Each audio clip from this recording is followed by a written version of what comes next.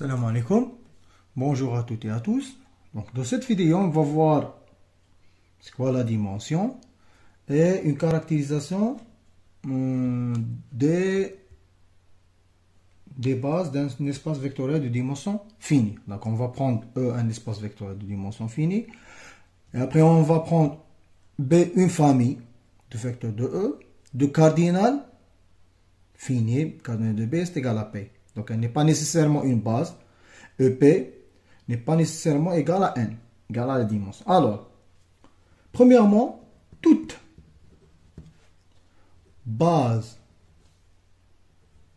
de E ont le même cardinal qui s'appelle la dimension cardinal égale à n. C'est-à-dire, si on a une famille telle que le cardinal est différent de 1, alors cette famille ne sera jamais une base.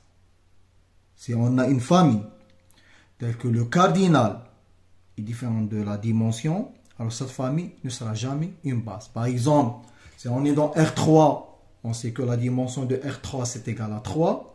Si je vous donne une famille de deux vecteurs, alors on est sûr que cette famille n'est pas une base. Elle peut être libre, non génératrice. Elle peut être génératrice, non libre. Elle peut être ni libre, ni génératrice. Mais elle ne sera jamais une base. D'accord? Très bien. Deuxièmement, si cardinal de B, qui est égal à P, égale la dimension de E, qui est égal à N, alors, on a ça. B est une base, c'est équivalent à dire que B est libre, c'est équivalent à dire que B est génératrice. C'est équivalent aussi à déterminant de A est différent de 0. Ou, c'est quoi A? A est la matrice dont ces colonnes sont les coordonnées des vecteurs de B et la base maintenant, parce que on avait une base, dont la base canonique de E. Alors, toute cette histoire, on a déjà vu, c'est lorsqu'on, pour calculer le déterminant, pour montrer qu'une famille est une base, on a dit qu'il suffit de calculer le déterminant. Alors, cette histoire, c'est l'explication pourquoi on calcule le déterminant, c'est tout. Donc, c'est pas de grand chose. Alors, que signifie toute cette histoire? Alors, on a dit là que toute famille, toute base ont le même cardinal, c'est-à-dire si une famille a un cardinal qui est différent de la dimension, alors cette famille ne sera jamais une base. Alors, par contre, si la famille, si le cardinal égale à la dimension, alors pour montrer que la famille est une base, à la place de montrer qu'elle est libre et génératrice, alors il suffit de montrer qu'elle est libre ou bien génératrice. Mais pour utiliser cette définition, on doit savoir la dimension de E. Par exemple, si on travaille dans R3, on sait que la dimension de R3 c'est égal à 3. Donc pour montrer dans R3, si je vous donne une famille de 3 vecteurs, pour montrer que cette famille est une base, il suffit de montrer qu'elle est ou bien libre, ou bien génératrice, ou bien le déterminant de cette matrice. D'accord? On va résumer ce théorème dans un schéma. D'accord?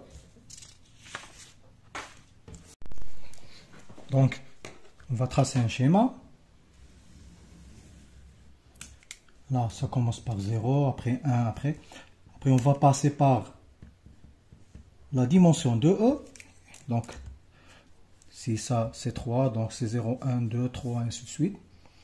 Et on va essayer de comparer. On va noter P, par exemple, le cardinal d'une base, d'une famille, donc B est inclus dans E, une famille quelconque.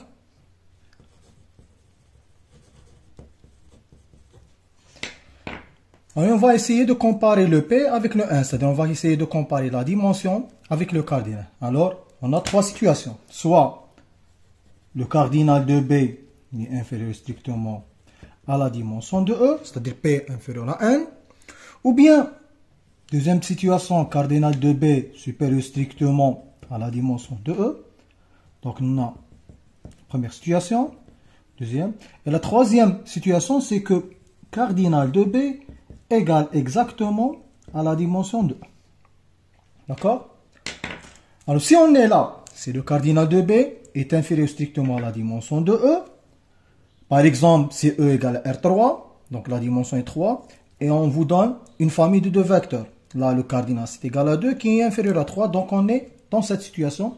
Alors là, B peut être libre ou non. Donc, elle peut être libre ou liée. Mais ce qui est sûr, c'est que B n'est pas génératrice.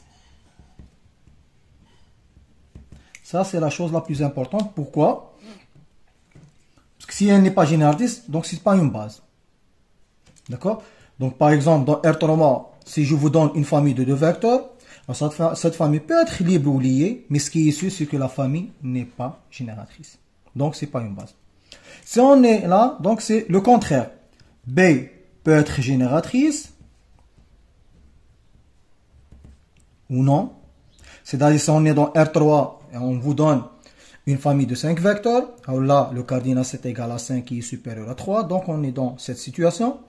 Alors B peut être génératrice ou non, mais ce qui est sûr, c'est que B ne sera jamais libre, c'est-à-dire B c'est toujours lié. Puisqu'elle est liée, donc c'est pas une base. C'est pour ça, on a dit que pour que B soit une base de E, il faut que le cardinal de B c'est égal à la dimension. Parce que si le cardinal de B est différent de la dimension, donc on sera dans cette situation ou bien dans cette situation. Et dans ces deux cas, la famille n'est pas une base. Si on est dans là, alors là, B libre, B est une base. C'est la même chose que B libre. C'est la même chose que B génératrice. Et c'est la même chose que déterminant de A, différent de 0. On a dit c'est quoi le A? C'est les coordonnées de c'est les coordonnées des vecteurs de la base dans la base canonique. D'accord? Alors là, si le cardinal de B c'est égal à la dimension, si je vous donne une famille de 3 vecteurs dans R3 par exemple, pour montrer que c'est une base, il suffit de montrer qu'elle est ou bien libre, ou bien génératrice, ou bien tout simplement vous calculez le déterminant et le déterminant doit être non nul. D'accord?